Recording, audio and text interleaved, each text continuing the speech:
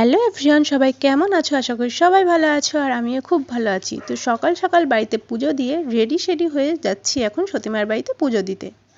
তো নদিয়া জেলার অন্তর্গত কল্যাণী ঘোষপাড়ায় অবস্থিত এই সতীমায়ের মন্দির। ঐতিহ্য, প্রাচীনত্ব, বিশ্বাস এবং ইচ্ছা পূরণের মেলবন্ধন এই মন্দির। লোককথায় প্রচলিত 500 বছর পুরনো এই ডালিম গাছ।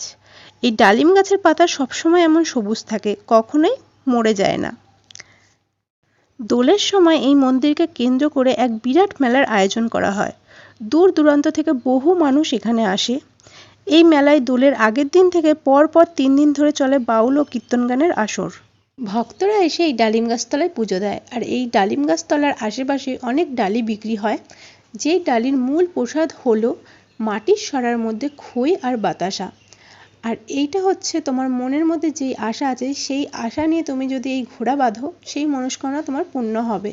আর যখন মনস্কামনা পূর্ণ হয়ে যাবে তখন সেই ঘোড়াটা খুলে দিতে হয়।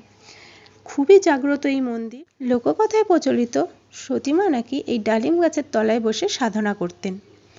আর সামনেই হচ্ছে সতী মায়ের মূর্তি রয়েছে। তো চলুন সেখানে দর্শন করাই আপনাদের। তো এই যে হচ্ছে সতী মায়ের মূর্তি আর তার 2 ছেলে দুলাল চাঁদ ও বাঁকা চাঁদ। বাঁকা চাঁদ তার পালিত পুত্র। আর এই যে সতী মায়ের মন্দির, তো মন্দিরটা অনেক পুরনো বলে তাই নতুন করে আবার তৈরি করা হচ্ছে। আর এইখানেই হচ্ছে সতী মায়ের সমাধিস্থল। এখানেই হচ্ছে সতী মায়ের সমাধি দেওয়া হয়েছে। মন্দির থেকে 1 মিনিটের হাঁটা পথ।